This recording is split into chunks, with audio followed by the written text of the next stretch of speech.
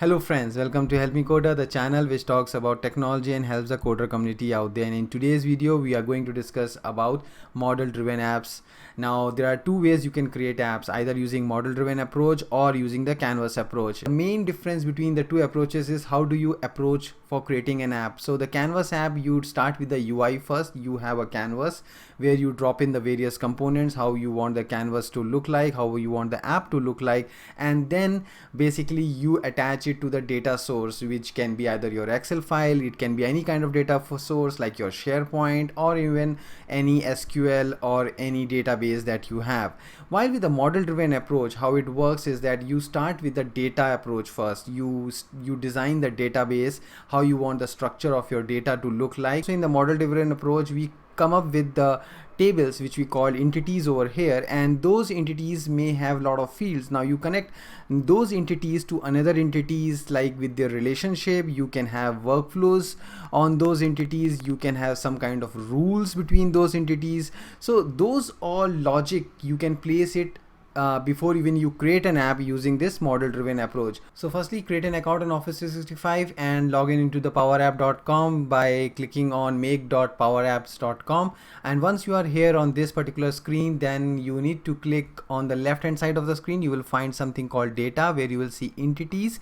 So there are predefined set of entities that loads from common data service. You can consider entities as kind of tables inside your database if you have worked on tables. So and each tables do have columns. So in this, the columns are termed as fields. So you can have n number of fields inside a table. So this is how they display, and this CDS or common data service can be used either from your model driven apps or even can be used through canvas apps. So this is kind of a data store for Power Apps, and over here you will get some predefined set of entities. Like these are some of the predefined set of entities, but you can create your own custom entities, and we will talk much about that in our demo that we are going to start right now. So this is a library app demo, and it consists of three different entities that we'll be creating. One is the reader's detail, which will be importing it from the Excel file, and which talks about all the different users who will be part of our library and who will be borrowing books from our library. The book details is all the different books that we will carry inside our library, and this we will do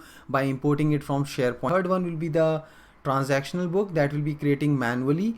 So it gives you all the different flavors on how we can create entities by either importing it from different data source or by creating it manually. Then we will set up a relationship between these entities. We'll create lookup fields between the book transaction to the reader's details and to the book details. We will also use the calculated fields, and we'll also use the roll-up field. So I will show you what's the difference between them and how do you do that. So the first entity that we are going to create is called reader's detail, which will hold all the users who will be coming to the library for borrowing the book, and this data will be getting it from an Excel file. So in the top section of make.powerapp section, under the entities, you will see the get data. So once you click on get data, an overlay window will come up where you can choose the what kind of data source you want to get the content from, choose the Excel file, and then browse the file from the OneDrive. So right now it's giving me an error on the pop-up blocker, so you need to say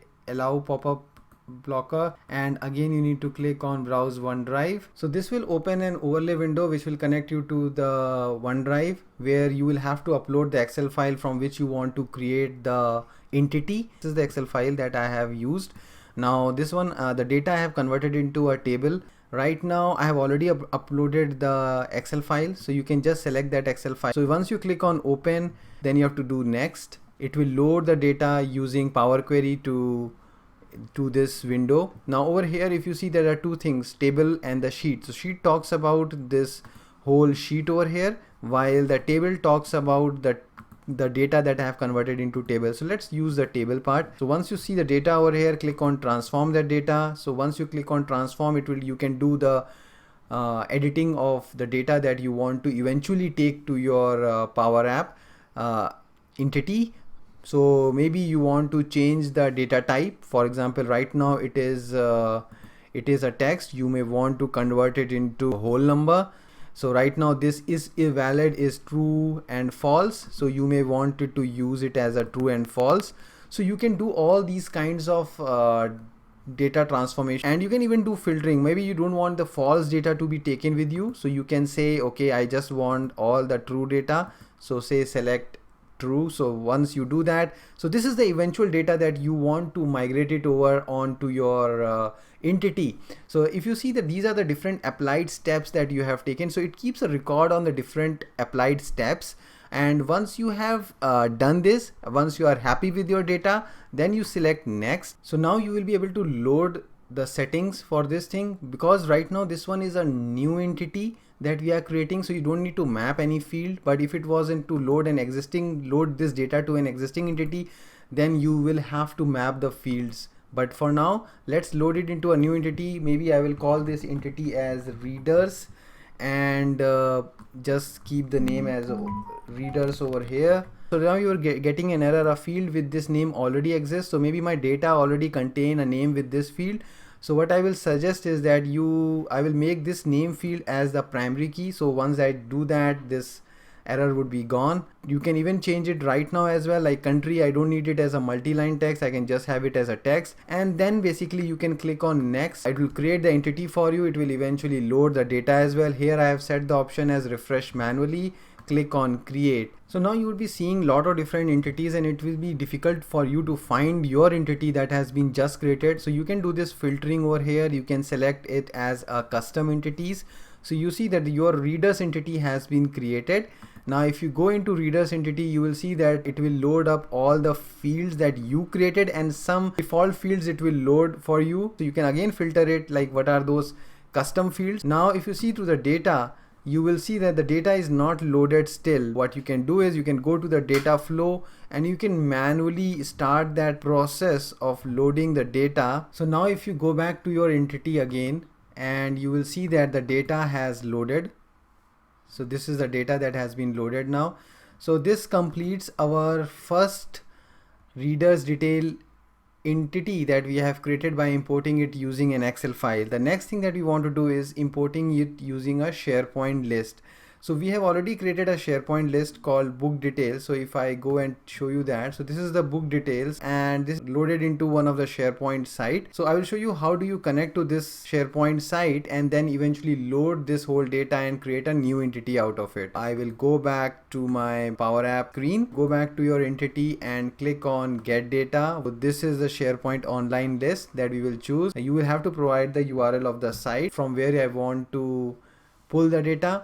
Right now the connection is already established, so I've already created the connection which is to my other account. Then you click on next. It will then load all the lists and libraries that are part of this particular site. I will choose the book list over here. The book list contains all the list of books that we have. Let's proceed further and say transform this data. You will see that it will load all the columns. These are some of the columns that you may not want to take with you. So maybe I don't want file system object type, so I will delete this column.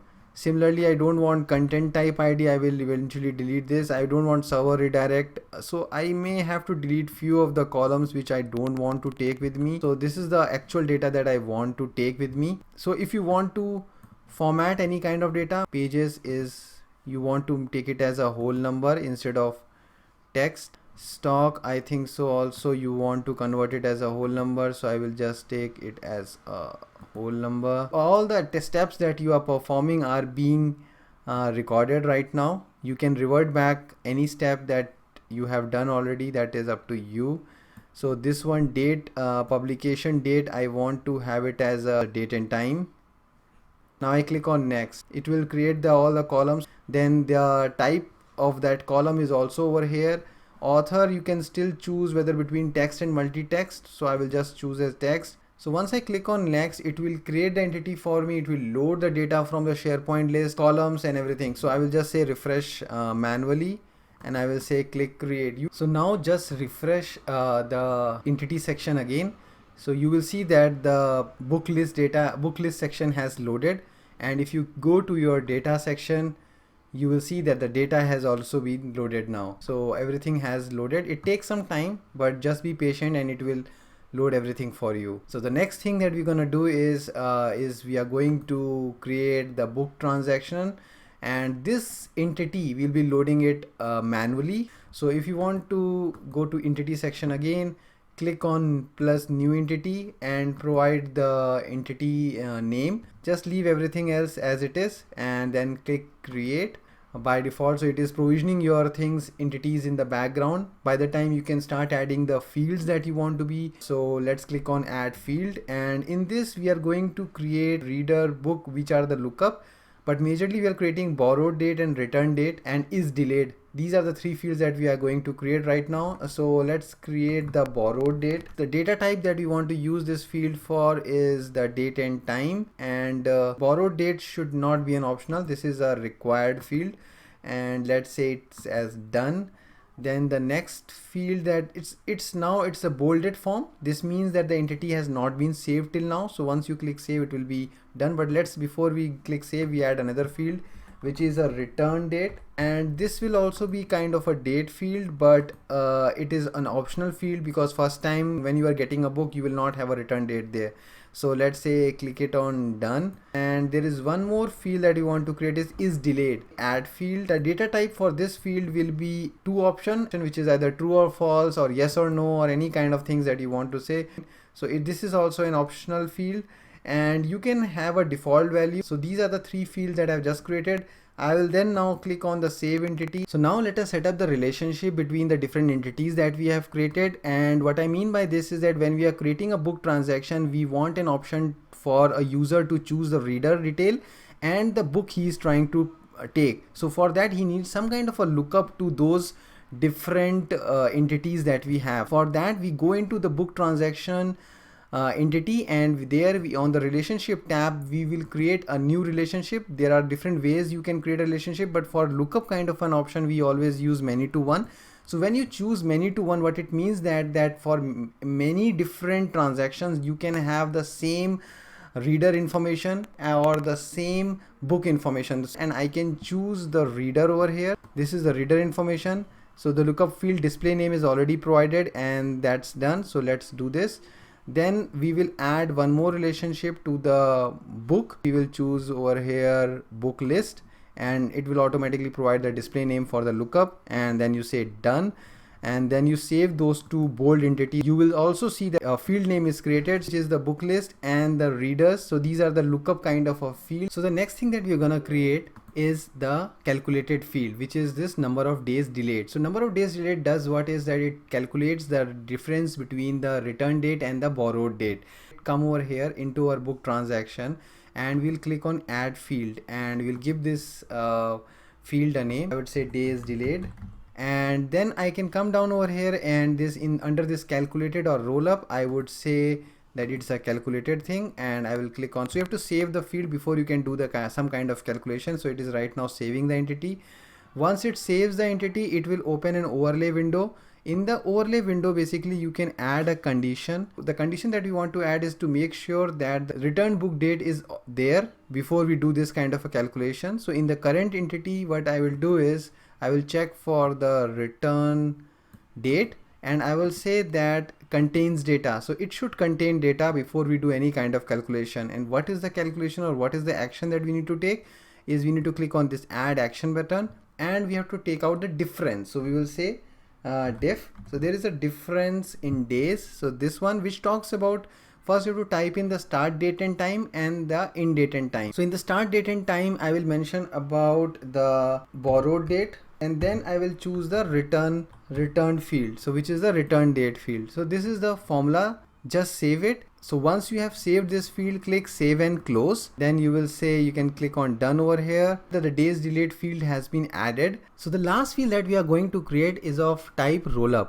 And what this rollup field does is it does an aggregation of information. So for example, over here we want to capture all the different books with the same book ID that has been already taken, borrowed or returned. So we'll capture that information over here.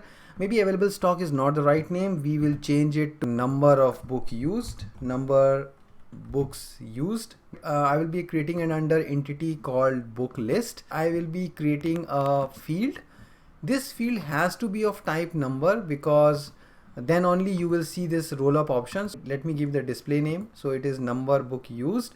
And if you see now, you get the roll up option. So once you click on save, so now it is saving the entity before it opens a pop-up where you will do the roll-up calculation. The source is the book list, the where I'm creating this roll-up field. Related entity, if I want to choose, is the book transaction. So from where the roll-up is getting done. But what is the kind of aggregation that you are doing? That is the most important thing.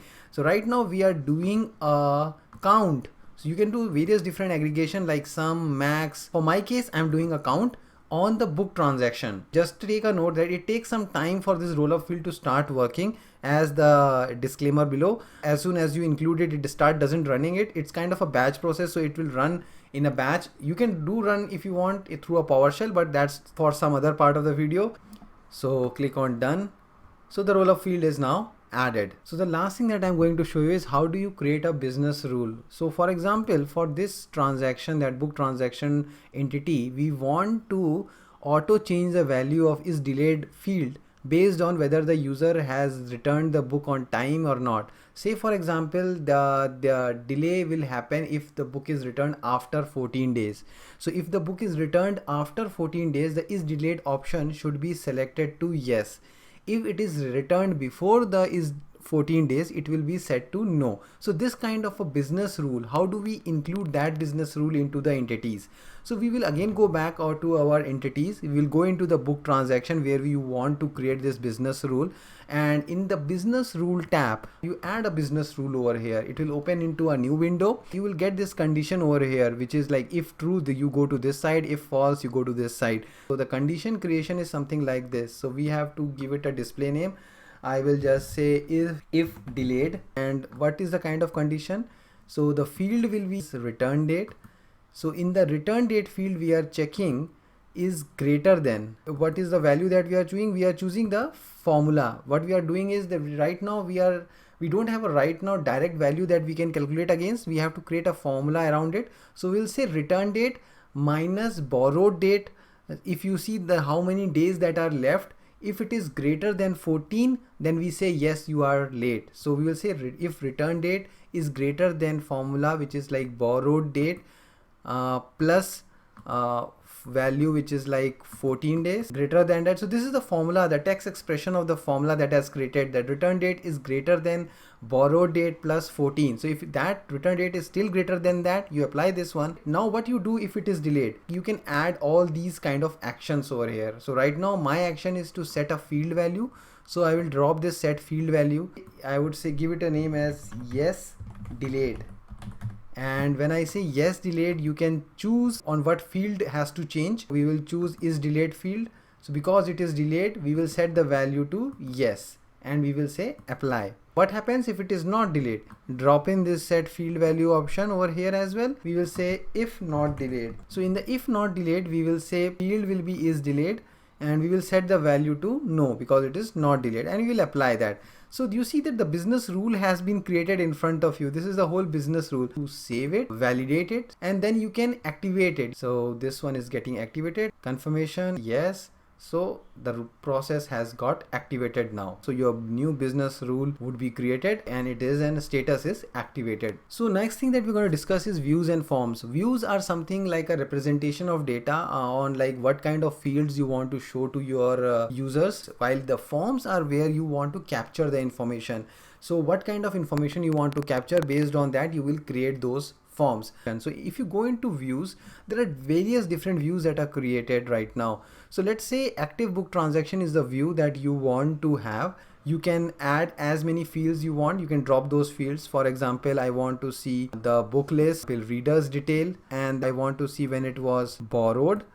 And maybe I don't want the name field. I can remove this name field. I want to see the return date. So these are the fields that I want to save, and I can click on the publish. This is how you create the view and change the view. Forms is something where you provide your information. So for example, click on the information on the main. This is the section where the form will load up. So maybe you want something like book list and reader's detail. So these are the lookup fields that will be there for you. And then you want them to provide the borrowed date, the return date, whether the book is delayed or not. I want to add the calculated field that we created, days delayed. Right now, this is how the form will look like. good enough for us. Just save it and then publish it. So that's how easy it is to change the fields and the forms. But if you want to have more information on how you can more beautify this form, let's say I want to have this form as a multiple column form. So maybe I will say 2 column. You will see there is a second column over here. So let's say I will choose a component. So I want to have a quick view of any information that I select over here. So quick view of the book information. So I will say book list and I will say information and I will say done. So it will provide details about this book list. So once you choose the book list, it will provide you more information about the book. I just save it and then publish. So now we will quickly create the app using these entities. So click on the app section on the left and then you go ahead and click a new app, which is a model driven app, and provide the name of the app, my library. Choose the image as well, but for this demo, let's quickly create done. First thing that you will see is that there is a sitemap. On the sitemap, there is some configuration which is missing. So sitemap tells how your app structure will look like, the navigation structure, what are the different entities that will load, everything you can do it from here. So let's quickly click on this pencil icon. And if you see that this will consist of 3 different places. One is the new area, one is the new group, and the new sub area. So don't worry too much about it if you're doing for the first time. Let's see how it behaves. You can click on the new group. You can just name the group as, for example, in my case, I will say display groups. So here I will be displaying all the information. So in the sub area, load an entity, select a type, which is an entity, and I will load an entity which is called as book list. Okay, save it. Then I will add one more sub area. Click on pencil icon. I will again load an entity, and this time I will be loading the reader's detail. So this is a group of view that I have created. I will create another area. In this area I will create another group, and in this group I will create another sub area. This will be used for an entity, the book transaction. So it is basically used for the forms. This is a form based group, forms group. I can name the area as the display area, and this one will be the form area. You can just save and close. As soon as you save and close, you will see that all the different entities are loaded automatically over here, and it will load all the forms, all the views, any charts, any dashboards that you have. Save it, publish it, and we will directly play this, how this whole thing looks like. So if you see, this is the display group option, which is having 2 entities, book list and the readers. And these entities are more of the view of how things are. So it will show you the readers details and it will show you the book list. The other area at the bottom side, if you see, if you click, these are the display area. So this is the area that I'm talking about, and you will see there is another area called forms area. So once you choose the form area, under the forms group, you are seeing something called book transaction. So you can click on new item over here. So name, I can give it as, and I can search for a book list. So right now for 1000 it is showing the owner's name and name. You can show the book name as well, by the way. And for the readers, check by the name. So for example, if I type H Hemant, so my name will come up. Borrowed date, for example, I buy it on Wednesday 7th and I'm returning it on 17th. So is it delayed? Yes. So this is, see how automatically it is doing this. So this is the business rule that is coming into action. And if you say, if I change it to 3, so it is changing to no. So this is the business rule that is coming into action. And if you see, the days delayed is still not showing, but as soon as you save, this value will get populated. So if I save this value gets populated. So it is 14 days. So that's why this is saying that this one is delayed. So that is how the calculation field works. So this covers our first video on model driven app. We have covered a lot of concepts in this video, from how do you create entities, how do you load it from different places, how do you load data, how do you create views, how do you set business rules, how do you create different types relationships between entities. Do let us know in the comment section below how did you find this video, how did you like it, and do remember to hit the subscribe button so that you keep getting new videos. Also do press the bell icon so that you keep getting updates on the latest videos. Also, thanks for watching this video, and until next time, happy coding.